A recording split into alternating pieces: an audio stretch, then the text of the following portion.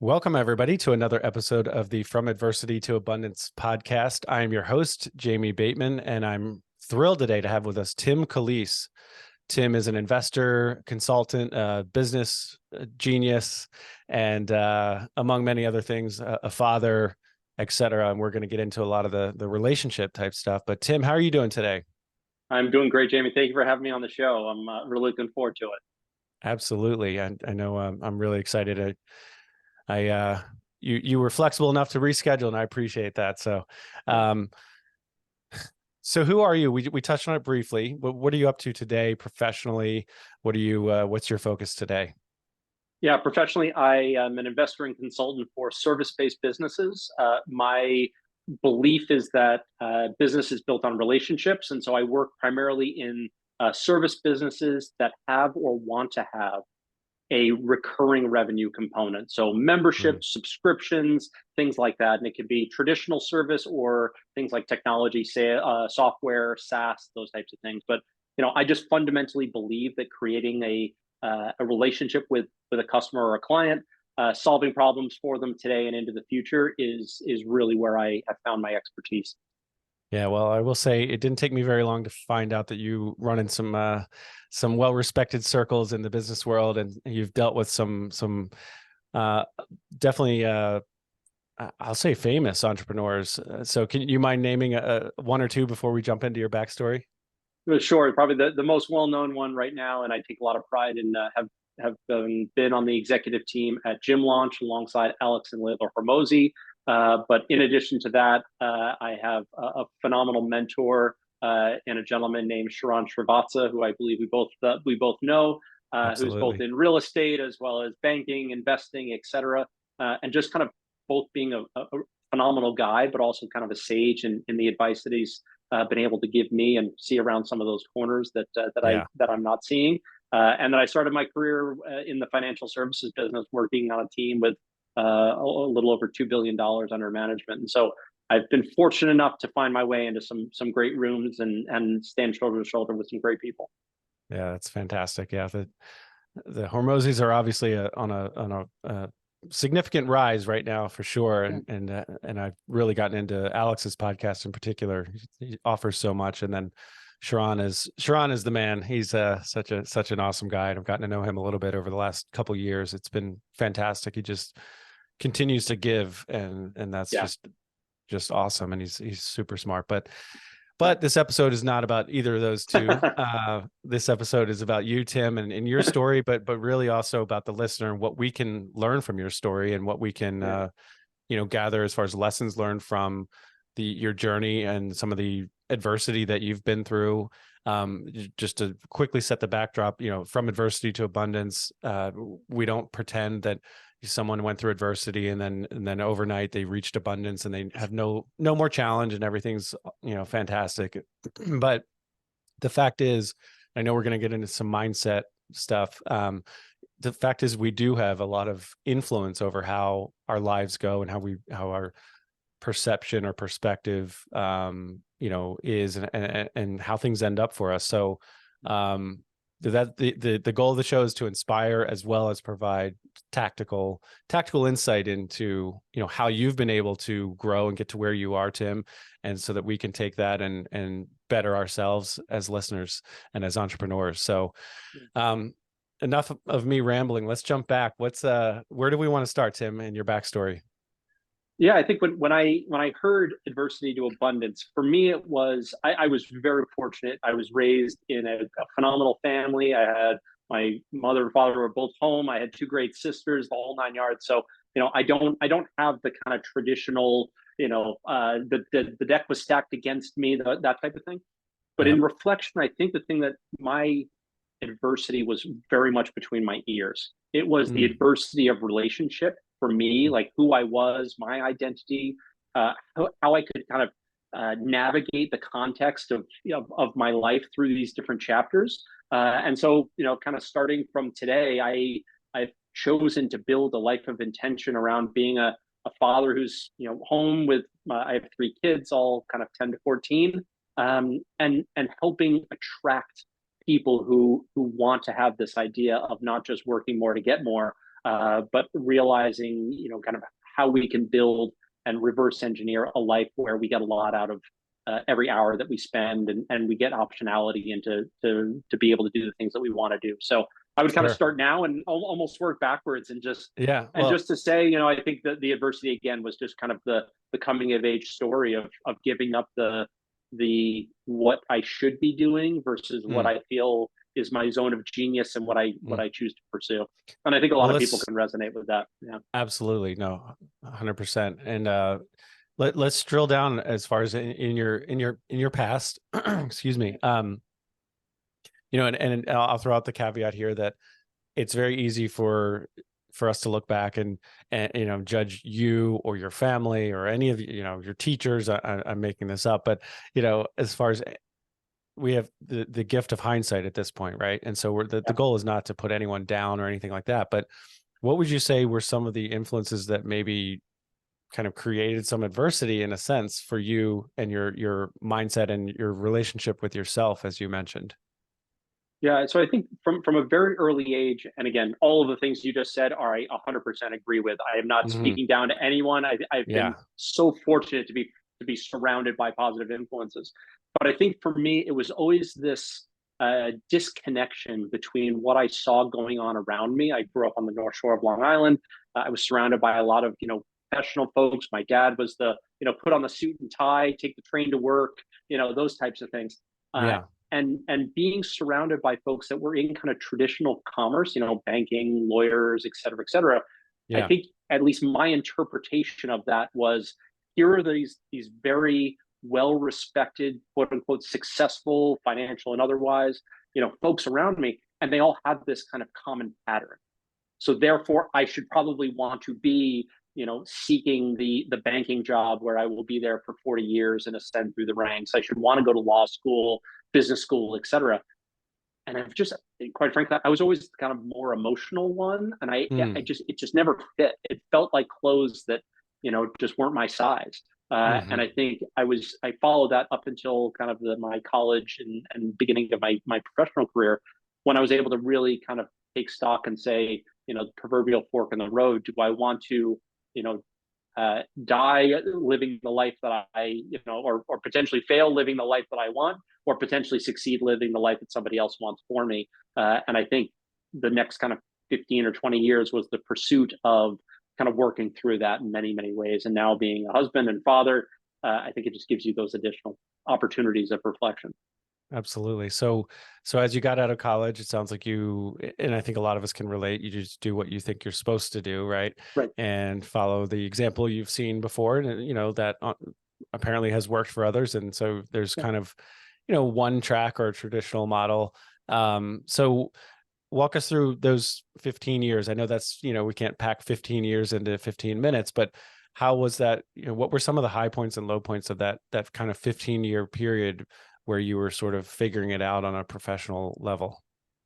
Yeah, the summary I would give is there are some distinct chapters kind of through that 15 years, and each one marked by the saying, giving up the good for the great, or the potential of the great. So I graduated from college, economics, finance, things like that, degrees, and I went to work for a division of Citigroup.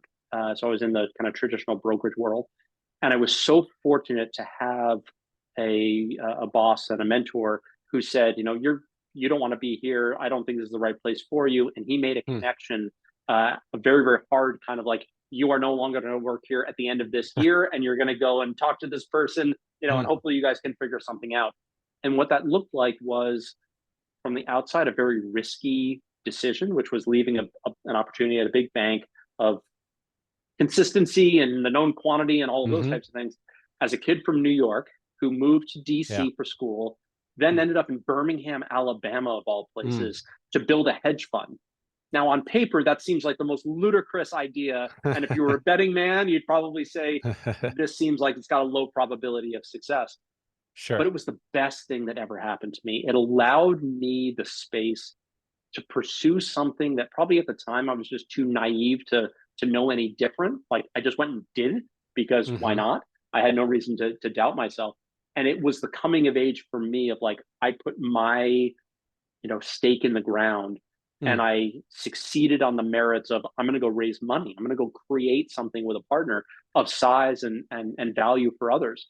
And over 4 years, I was able to raise almost $350 million from various investors in Wow. my early to mid 20s, which is when Wow. I say it today seems, again, possibility versus probability. It was possible, but not probable. But I Sure. think that was the greatest part of the whole thing. It Mm. was this idea of the adversity of making a hard decision, seeing it through, betting on yourself, and then kind of walking through that process. And that ended, the end of that story was we voluntarily gave all that money back before the 2008 market crisis. So again, adversity Wow. being, I spent 4 years of blood, sweat, and tears and risk and all of these things in my early to mid 20s, only to effectively undo it all in Just a to matter of an get instant. back to the start again, And basically. we're right Yeah. back to the start again. So these kind of, Wow. this theme of hard lines in these chapters was literally, I have shed that skin. It's not like I carried that forward. It was, I left the hedge fund business and went into technology and fitness because it was something I just felt passionate about at the time. And that Hmm. led me, in a 10-year period, led me to being introduced to Alex and Layla over at Gym Launch, stopped being a business owner, a gym owner, and became a part of the leadership team at Gym Launch. And again, new chapter started, which was Yeah. an ascent in an 8-figure business. So, Yeah. I think the adversity is just kind of these chapters and making hardline decisions Sure. for hopefully pursuing something better. Yeah, absolutely. And I also, one thing I would like to highlight is that it sounds like you didn't go from, W-2 for 15 years and then business owner for 15 years. Life can have seasons and chapters, as you Yeah. said, right? And so we've had other guests on the show who've been very successful and, you know, started businesses, and then I won't even say, I don't mean to say gone back, but just gone to a different chapter where they take a W-2 again, but in a, Yeah. it's a, fantastic path for that season of their life. Um, just looking back before we move on from that, at those, I guess, decision points, let's take the first one as far as no longer working at the division of Citigroup. I mean, what's going through your mind at that point, and how did you? I know you had the influence of your mentor, and you had the influence of the person he introduced you to, but really, what went into that decision making process? I asked myself the question, and I think this is important for anyone to do, which is like, when you're facing a decision, you play it all the way out to its natural conclusion. Mm, And I said, okay, I'm on this yeah, path. Let's say it goes perfectly to plan. right, right. I'm now a stockbroker in a job that I don't want to have, in a business that I don't feel passionate about, and probably doing things that I would regret, the me of today making Mm, that choice. mm-hmm. That's And I great. think Yeah, in many cases, some of this is related to, you have to kind of have another paradigm, another vision, or have somebody else, look to somebody else's example just to know what's available to you. yeah, And, I think at that time I was looking at the gentleman who treated me very, very well, and we're still friends today. And he was kind of the relationship guy. mm, He worked a couple of hours, but he had all the connections, he had all the network and all of mm-hmm, that kind of stuff. And I was like, how do I do something? And again, as I mentioned before, I was much more kind of the emotional. I tied mm-hmm, more into that piece of me than the gladiator piece of me. And I'm like, I actually really like the relationship based stuff. Like, I like mm, being a yeah, broker. Yes, is relational, but it's much more. I'll call it like uh, tactical. It's, yeah. you're doing stock trades and stuff like that. I just didn't think it It's more was transactional, right? transactional. Yeah, Exactly. absolutely. And so I think I was pursuing this idea of, how can I build relationships where I've got a bigger lever, if you will. Sure. Okay. And that is a Yeah. common thread that goes all the way through. And I think I was also, looking within myself, saying, how do I match my personality to what I think, you know, is what's needed. And that's more of a blue ocean, red ocean, in my opinion. I went Sure. somewhere where I felt like I could be more competitive and not just, go head to head against everyone else doing the same thing. Yeah. No, I mean, just a couple of things I want to highlight for the listeners. Again, if you make a decision, it doesn't a career decision that seems monumental at the time, and it was a very important decision that you made, right? But but you've had chapters, you've had seasons. It doesn't mean you stayed in that, in that particular position for the rest of your life. And just secondly, what you just said about highlighting, kind of taking the long-term view, or almost stepping outside yourself and pressing fast forward and say, am I going to be happy with how this plays out if I stay where I am? And that's a really key point there. So, okay, tell me real quickly about handing back the 350 million. I mean, what went into that decision? I know that could not have been fun. I mean, I raised capital. I've never raised that much money. That's a lot of money. What went into the decision-making process before 2008? Yeah. So all of the great moments of pride that I have through my personal and professional career have been times where my kind of moral and belief systems were both tested and, I'd like to say, adhered to. What I mean by that in this case, it was what got us from 0 to 350 million. There came a time where that was not going to carry us forward. And we had a very distinct conversation, which was the market climate, just for anyone who kind of wasn't in the equity markets in the US at that time, was, this is when mortgage defaults were starting to pick up, like The Big Short, the movie. It's kind of all around this time, right, where things were dislocated. There were weird, funky things happening in the industry. And so we saw the early parts of that. And so we said, we either change our stripes to kind of mold into what works today, because we weren't in a normal market climate, or we stick to our knitting and say, you know what, we're going to take our ball and go sit on the sidelines. And that is the conversation I had with our investors. It was October of 2007. I still have the deck. And I said, here's everything we're seeing. Here's graphs, the whole 9 yards. Here's how we've gotten to where we are today. Here's why you trust us. Here's why the reason that our strategy is not working today. And here are the decisions that we have to make. And I will leave it to you. If you trust us to navigate this, we'll give that a shot and try to articulate that. If you feel like you want your money back, you're welcome to take it. And overwhelmingly, people voted with their feet, and they said, we'll take our money and go elsewhere. And I don't fault them, because there was a lot of uncertainty, and saying, we're going to go to cash when you're in the business of investing other people's money is not a popular opinion. No, right. But again, it was one of those, like, I cared about the relationships that I had with these folks, and I had a moral and a fiduciary obligation. And it sounds very, in hindsight, like, oh, you're clairvoyant and did all the right. Like, that's not the. We just gave up an 8-figure revenue business effectively on the nightmare that could have been, which is, if this all comes crashing down, I don't want it on my head that we lost $300 million worth of capital because we levered and all that kind of stuff. I don't think I could sleep at night. I just knew that I could sleep at night knowing I took all the learnings and moved forward. I love Jeff Bezos has this concept of, one-way versus two-way doors. One-way doors, you can never go back through. Two-way doors, you can go both ways, right? Sure. I could always live another life having given up the money. If we had gone forward and gone off the cliff at 110 miles an hour, in my opinion, probably more psychologically than anything, that was a one-way door I could never go back through. Man, that's it's just, I think that's so much harder than we're giving it credit for right now. I mean, that must have been really challenging just to present that slide deck. I mean, just to even bring up the conversation. So kudos to you for having that, transparency.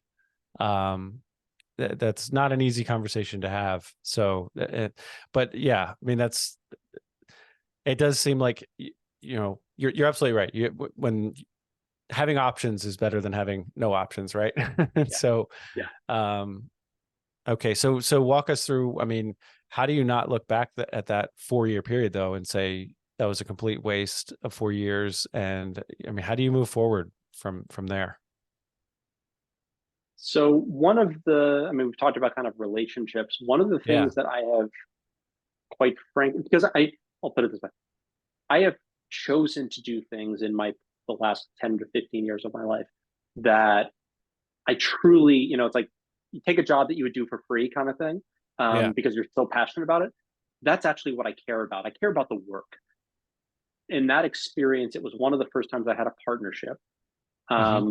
And I think I took from that, I didn't make a lot of money in the Mm-hmm. grand scheme of things. Now, kind of looking back on it, I probably should have advocated for myself more so, but I was Mm-hmm. young and in my young 20s, Sure. and seeing a six-figure check was like, oh my God, this is amazing. I'll take anything I can Yeah, get. sure.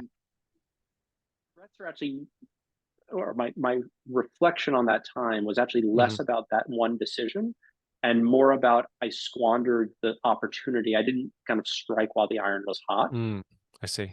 And I think that's actually where my head goes more than anything, because I'm kind of at peace with the decision, but I would have Mm-hmm. wished it wasn't, to answer your question, 4 years of waste. It certainly wasn't. But I think I probably, in hindsight, could have made it allow me to do different things thereafter, financially and otherwise. The Mm-hmm. biggest asset I walked away from was not only experience, but the Rolodex of people. And I Mm. was talking to some high school kids this morning, and I used the phrase Rolodex, and they looked at me like I have no idea what you're saying. So, Right. but I left with a A, fairly a strong network of investors intact and network. Exactly right. yes. Exactly right. So it was definitely not it was not a zero above and beyond the experience.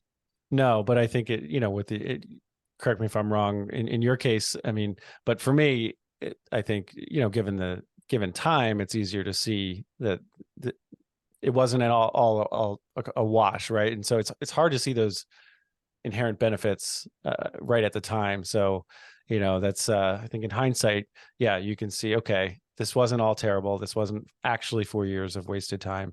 Okay, so did you then leverage that network, or what happened in your career after that?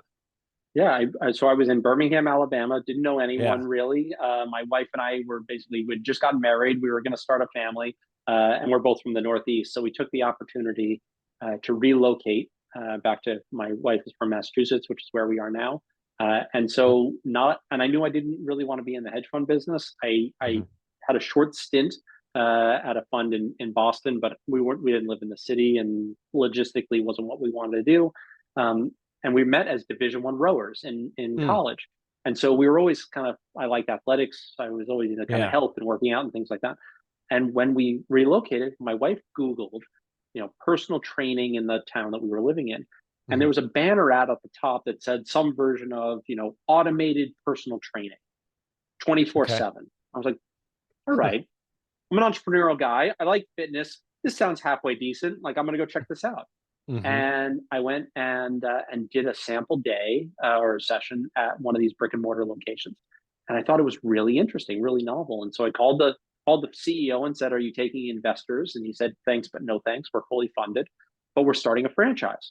Do you have any interest in kind of being one of an early franchisees? And we're going to figure this out as we go." And so we took the opportunity to, and so I got into the fitness technology, brick and mortar business shortly after relocating, and we grew that from zero to we had 8 locations at one point, multi seven figures, and so it was my first foray into building a service based, brick and mortar business, a Mm. full operation, hiring, training, marketing, and it was trial by fire, and at the time, whether it be the best use of my kind of, I ended up being part of it for almost 10 years.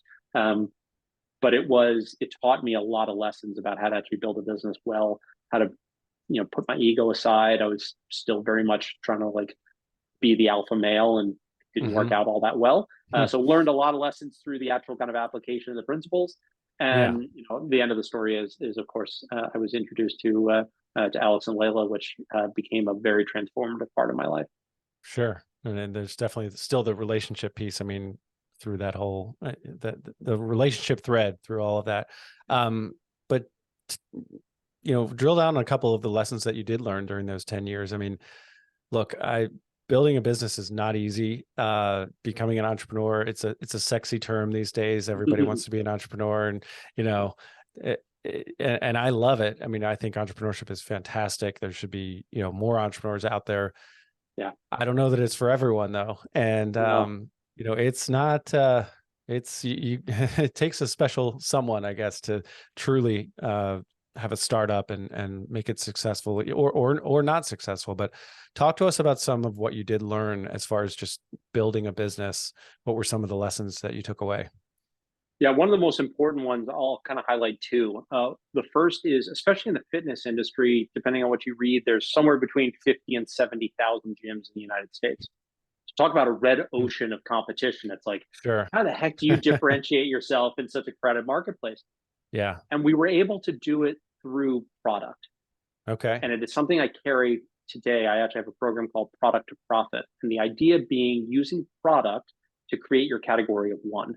How do you both separate yourself and create a more dynamic acquisition and retention system using the product that is already inside of your business?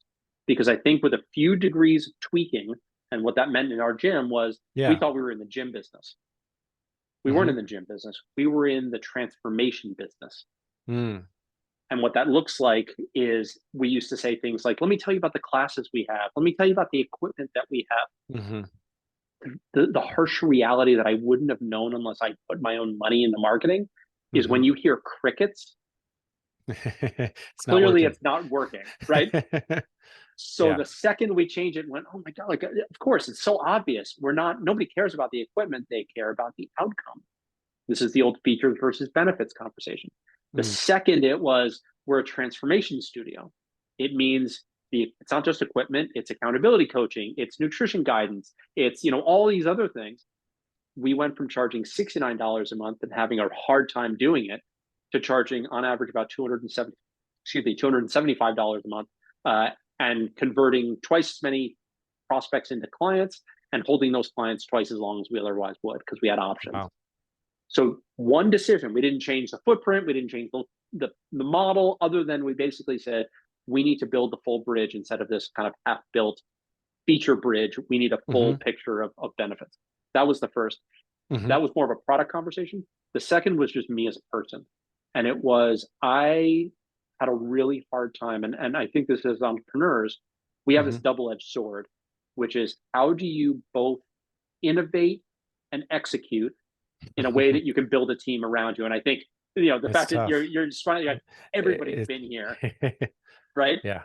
I had a team that Building the airplane on the way up, right? oh, well, 100%. And if you can ask the people on your team, it's like the age old, like, I'm going to a conference. Your team hates when you come back from a conference because it's some version of, I've got 20 pages of notes and now we're doing this and that. Yes. All these ideas. That what I came to realize is I was unaware the impact that I'm going to call it schizophrenic approach Mm. to building the business had on the team, until one of my leads came to me and effectively fired me. She's like, why am I here? And I said, oh, it's because, you're doing a great job. You're running this location, whatever. Hmm. And she goes, then you need to leave me alone. If you trust Wow. me enough to run this thing, you need to leave me, like, let me just do what I do best. Mm. Just stop changing things. And it was probably got to be, she must have been sweating when she delivered the message. Sure. Yeah, It was the absolutely. right message at the right time. And it Wow. hit me to the core. And really, because 2 or 3 years prior, one of the worst moments of my professional career was I was nominated and won a like 30 under 30 award in my market. Mm. And I came to That, find out that one of my GMs nominated me and supported me to win the award. And I didn't even thank her and I didn't invite her to the event. I was waiting for the worst part of it. Gotcha. We're talking 15 years later almost. Is when you found out, or No, like as I sit today, this was almost 15 years, got it, 12 got it, years got it. ago. Understood. I still look back on it as like, what type of person were you Mm. at that time to be that tone deaf in a Right. business? And if I hadn't done it, and if I hadn't like literally had the scars, I don't think I ever would have come to those conclusions. And I Mm. and I really mean that, like putting your own money into something and Hmm. building a team and learning those lessons. I could have never designed that as a course, but it was like Sure. that experience gave me the lessons, and you're going to get the lesson until you learn it. And this is one of those times where like it chokes me up even today, because like Yeah. it just, like, as a person, it just wasn't who I was, and it took Right. over part of my psychology, and it Mm. was the right reset at the right time, which allowed me to then be successful thereafter. Well, now our listeners can learn from that, and I know that I'm sure that affects how you do your coaching consulting these days as 100%, well. But 100%. I think, not to beat a dead horse, but with those two lessons that you just listed there, you just identified and walked us through it's still relationships. So you said you called it a product lesson, but I mean, I shouldn't say but, and I would say it's even really, it's a people thing. So I get your point, but it really, instead of focusing on the gyms and what you offer, you're really more switching your focus to the client, right? And Yeah. how Yep. they're going to be transformed, as you said, a transformation. um it's all about transformation, but again, that's relationship, that's people focus, right? It's not the equipment, it's not whatever your pricing is, whatever else. It's the people that you're serving. And then secondly, again, people that you're serving, your team. I mean, thankfully you had a good enough relationship with your manager, general manager, Yeah. that she felt comfortable doing that.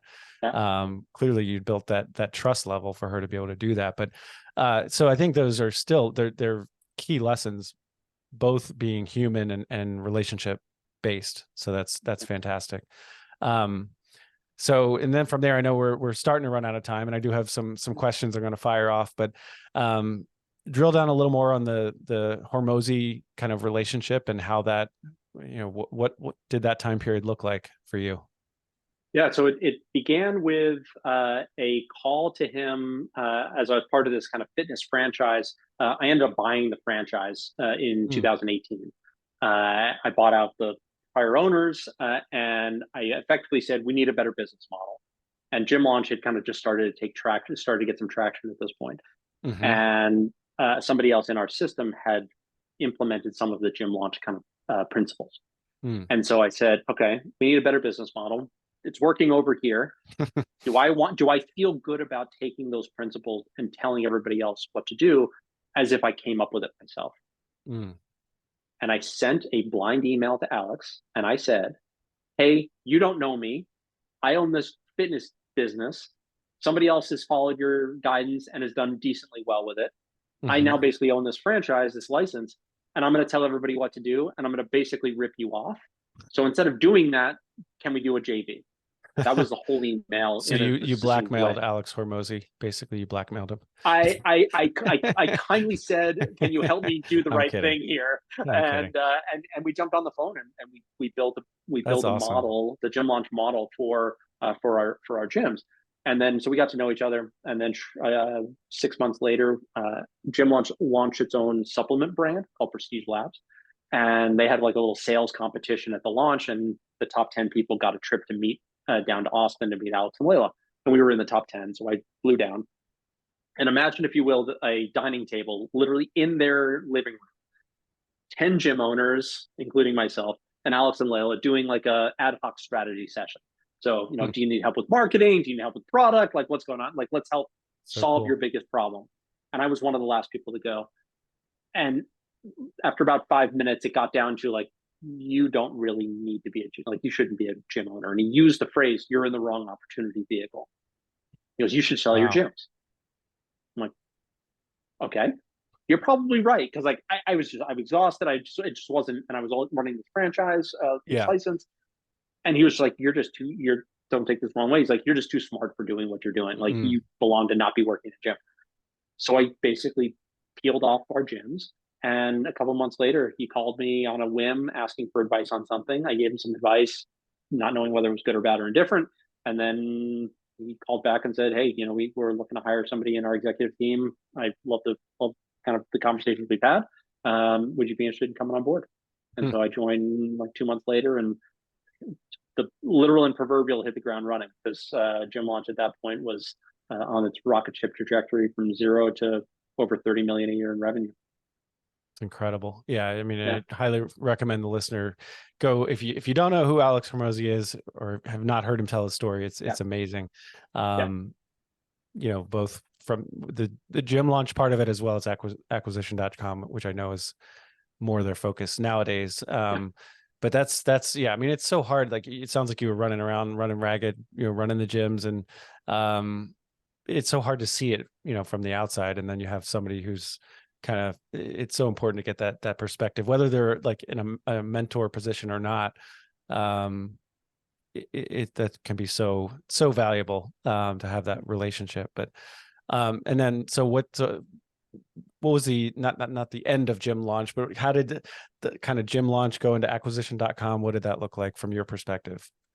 Yeah, so I was there through kind of towards the end of gym launch, Mhm, and as for anyone who's not familiar, acquisition.com is effectively a portfolio of companies mhm, that Alex and mhm, Layla acquire and consult for and help grow.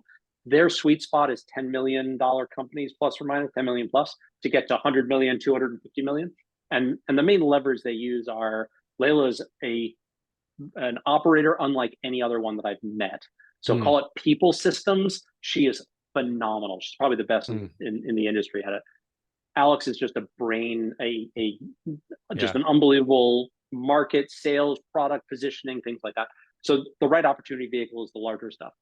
As I've said a Mhm, couple of times, I have a soft spot probably for the kind of closely held, smaller, entrepreneur who's trying to kind of get on a solid footing. The 500,000 to 2 million a year in revenue kind of service mhm, business is where my sweet spot is. So mhm, the kind of split was I was a father of three. I wanted to get mhm. some balance back, is what it allowed me to do, and Yeah. get back to kind of helping. My ideal would be to help a 500,000 or $1 million revenue business get to Mhm. 10, and then I already know where to send them. Like that would be the ideal case for Sure. me. Yeah, absolutely. And that's kind of Got it. that's how the hand in glove would Yeah. effectively happen. Yeah. Well, and everybody's priorities are different, and everyone's Yeah. circumstances. I don't think they have kids, and I don't They do hear not. Alex. Yeah. I don't hear him talk much about work-life balance. Nope.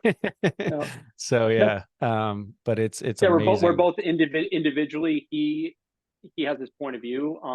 He works all the time, which I Yeah. fully appreciate and witnessed. Yeah. I think I'm in my now early 40s with Yeah. three kids. I've just always believed, as I kind of getting back to my earlier stories, like Yeah. I just want to be present, and so it's afforded me kind of the last 18 months or so since Yeah. It's awesome. Gym Launch was sold to be able to kind of be the person I want Sure. to be in relationship to my family. So you've touched on it already, but what is your talk a little more tactically as far as what you offer Yeah. currently for, who's your ideal client? You already mentioned it somewhat, but and what services do you provide? Yeah, so I am a true kind of consultant. I do coaching as well. A lot of people use Hmm. those interchangeably, Yeah. but What's the difference actually? Let's drill down on that. What is yeah, the difference? yeah. So coaching is kind of defined as helping you with belief systems and things like that. Kind of like asking you the questions so you can come to the answers on your own. Hmm. Consulting, in my opinion, is more of an execution implementation role. Mm. So Hmm. I can both come up with the idea and the plan and help you execute it. I Hmm. am an action taker, so call it a Mm. high level, executor. Yeah. And the reason why I do both, but primarily anchor in consulting, is because Hmm. my model is I work one on one. I have a one on one program. And I have a group program. The one Hmm. on one program is all performance driven. So I see. going forward, it's basically if I deliver value for the company, Hmm. I will get paid out of increased Hmm. revenue and increased Yeah. enterprise value. Traditional consultants are pay me X dollars. And the issue that I have with that is it's not tied to outcome. Hmm. I see. So Yeah. I'm basically aligning myself with ownership and saying if my presence helps build the business bigger, then Hmm. great. And if it doesn't, then it doesn't. And I don't get paid for my time. Sure. I also have a group program, which is I call it the co-creator community. And it is based on my belief that entrepreneurism, entrepreneurs in general can be Hmm. really isolated characters. Yeah. Oh We're in yeah, our own for lane. sure. We're kind of in our own heads a lot of times. And so I have a group coaching program around the idea of kind of co-creation, co-collaboration Yeah. gets the best out of most of us. So it's support and ideation all at the same time. I think that, I mean, the need for community is going only going to continue to grow. And it can be, it's not a sob story for you or me or any other entrepreneur, but it can be very lonely, even Yeah, if you're busy, right? Even if you're yeah. constantly running around, it is pretty isolating, can be. So that's awesome. That community element that you offer. So you said service-based business, like what's like, paint the picture of your ideal client in more detail. Yeah, so service-based meaning I don't really get involved with like manufacturing or things like that. Anything that is kind of true service, B2B or B2C, is my core. 500K to about 2 to 3 million in revenue. So kind of, and the reason why that's relevant is because I like to work with people who've had a couple of iterations of the business, like finding product market fit is kind of already in progress, not just here's a piece of paper, we hope we have an audience and it works. I think I can be more impactful once we have some data to go off of. But what I have found, and I think it's remarkable to see, you know, there's that, you know, in our shared contact of Sharon, he says, you know, transformations don't happen in isolation. That's right. That's and is a famous quote of his. And like, you can't read the label from inside the bottle. Yeah. And so it is simply the idea of there are so many businesses. I'm a big car guy. I'm a huge Formula One fan. To use a car racing analogy, it's like everybody's focused on, you know, how many cylinders we're firing on and how big the engine is. The reality, the only thing that matters is how much power goes to the wheels. So I act like a better transmission. You keep doing what you're doing. It's not doing more. It's actually doing less. We just translate that through kind of tweaking things, moving things a couple of degrees so that we make more progress per unit of measure, you know, energy that goes in. And that is how I personally believe is the right way to build a business like that. It's fantastic. Really good. Awesome. Are you ready for some rapid fire questions, Tim? Absolutely. Shoot. All right. Tim Calise, what is one thing that people misunderstand about you? Most people see me as like a diehard capitalist, meaning like I only care about money. And I actually believe that money is the byproduct of being really valuable in a very specific way to, as you know, to a specific audience. It's really good. I'll just leave that there. What's one of your biggest failures or regrets, something that we haven't talked about that you'd love to have a do-over with?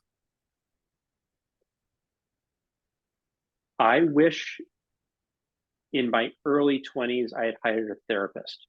Okay. And I mean that because the idea of, I think I grew up and I still, you know, was very much in the paradigm of like, you have to be the smartest person, and the smartest person who can withstand the most torture wins. And I am now of the belief that if I had a better handle on my thought process and my, you know, with my thinking, emotional intelligence, all of those things from an earlier age, I think I probably would have made certain choices in different ways, or at least treated different situations in a way that probably would have been more optimal. Got it. If you could have coffee with any historical figure, whom would you choose? That's a great question. They could still be alive today. No, I'm a historical figure.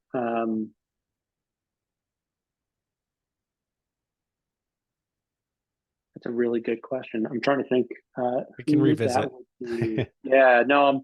My first inclination goes to like a business, you know, titan of some kind. Yeah. But I have to say, like, I feel like now information is so readily available. It's probably lesser. So it'd probably be, you know, a thought leader of some kind, probably a philosopher or something along those lines. That's good. Yeah. If you were given $10 million tomorrow, Tim, what would you do with it? Not for a business. I mean, you could use it for your business if you wanted, but no strings attached. I would take it and hire mentors that are a couple of steps ahead of me, and then build a content team to help me build the most amazing, differentiated, authentically built brand in the market. Love that. What is one challenge that maybe really, you may have just answered it, but what is one challenge that you're facing in your business right now? I've always struggled with controlling my impulse to kind of try new things. So I'm actually right now like trying to really be diligent about my thought process and what I want to do and how I want to do it. Yeah, that's awesome. Yeah, I know Sharon constantly talks about we must do fewer things. That is my challenge right now, is to whittle down and find the Pareto's law version of where I am right now. What's the Yes, 80%? That's the 20% delivering the 80%. I can totally relate to that. Way too many Yeah. things that I've created that take my attention. Yeah. In your opinion, what's one of the most important personality traits that someone in entrepreneurship needs? Growth mindset and Yeah. grit. If I can ask, if I Yeah, can use absolutely. two, Those are two. it would It's a be, great combo. yeah, believing the Awesome. future is better than the present, and making sure that you've got the personality type to see it through. That's great. What is a book or two that you could recommend, Tim? Oh, right now my favorite book is Buy Back Your Time by Dan Martell. Mm, It's a must read. And then another one that has been hugely influential for me is Ready, Fire, Aim mm, by mm-hmm, Masterson, especially for entrepreneurs. It mm-hmm, is a great book to, like, how to think about building a business, and this idea of it's not just bigger team, more. It's actually about mm-hmm, efficiency and how you can win in certain mm. arenas. Love it. I just bought a book called Indistractable. Can't wait to dive into it. It is in the same vein as being, well, he actually pushes it back against the term focus, but eliminating distractions and gaining traction that way. So I'm excited to read that one. What's one question that I have not asked that you wish I had? Oh, good question. I mean, I think mentorship is super important, and it's Yeah. just the one thing that I think, regardless of, like, as I think about any adversity that I've had, one of the values that I hold, either with clients or even with mentors of my own, is I think a lot of people misunderstand what the value is of having a mentor. I think a lot of it's focused on knowledge and tactics and insights Mm-hmm, and stuff like that. mm-hmm. I think for me, the thing that I highlight most is a great mentor can lend their confidence in you when your confidence is low. That's really good. I love that.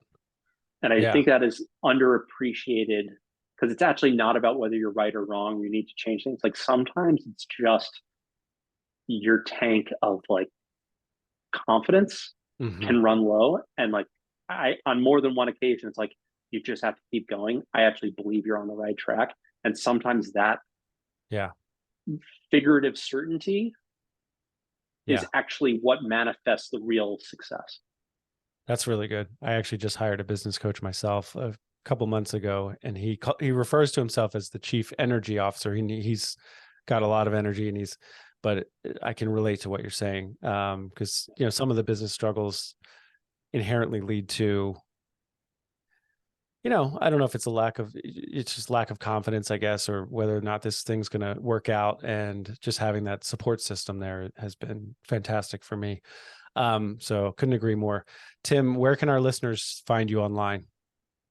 Yeah, website's timcalise.com, TIMCALISE.com. And then on Instagram, LinkedIn, and Facebook. I'm on all three. And I've got a great VIP community. It's free, with nuggets that I drop, a couple times a week, based on real life examples that I'm working with clients on. Fantastic.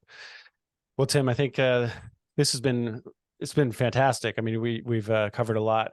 I appreciate you Yeah. walking us through some of your backstory, and I know for me, I pulled out a whole lot about relationships and the importance of relationships, and there were several other important threads. But I do appreciate you spending your time with us. So thanks a lot, Tim. I appreciate you having me. Thank you so much. Absolutely. And to the listener, thank you for spending your most valuable resource with us, and that is your time. If you would, please subscribe, share the show, and check us out on adversity2abundance.com. That's the number 2, adversity2abundance.com. Thanks, everyone. Take care.